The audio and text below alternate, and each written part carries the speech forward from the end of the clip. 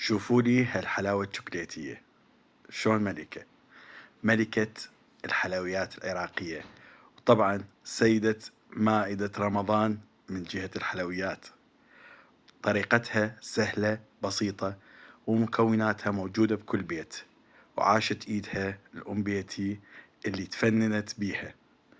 تعالوا يايا خلي نبلش خطوة بخطوة. أول شي نسوي الشيرة. طبعا شيرتها تختلف شوية عن الشيرة اللي سويناها قبل، اللي فيديوها موجود بالقناة.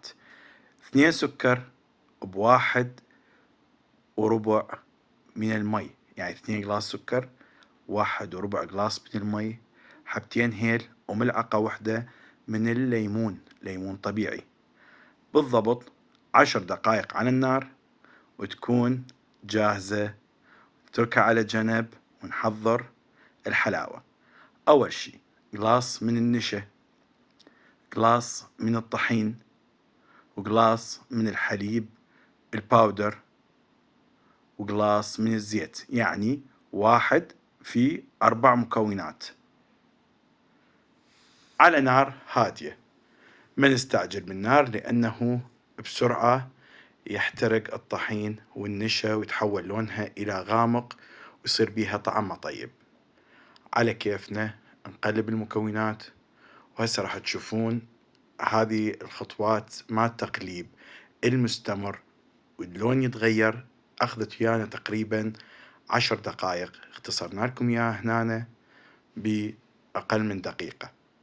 من توصل إلى هذا اللون، طبعا كل واحد وحسب رغبته، ممكن سوى فاتحة ممكن سوى طوخ. هذا اللون بالنسبة لنا مناسب جدا. نضيف نصف مقدار الشيرة ونقلب لحد ما تمتزج، يعني ما يبقى أي جزء من الشيرة موجود طافي فوق الحلاوة. نضيف النصف الثاني وعلى نار هادئة نقلب إلى أن توصل إلى هذا السمك. هنا تكون حلاوتنا خلصت، بسيطة جدا. نجي هسه الآن لحظة الحسم.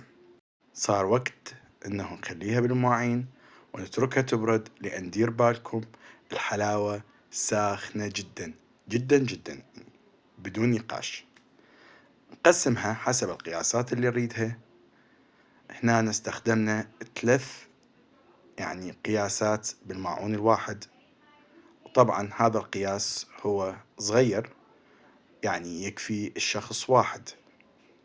هاي الكمية اللي سويناها كفت تقريبا 6 مواعين صغيرة وماعون واحد كبير، يعني عائلة متوسطة أو عائلة كبيرة نوعا ما، والله يحفظكم جميعا، راح تكون كافية ووافية.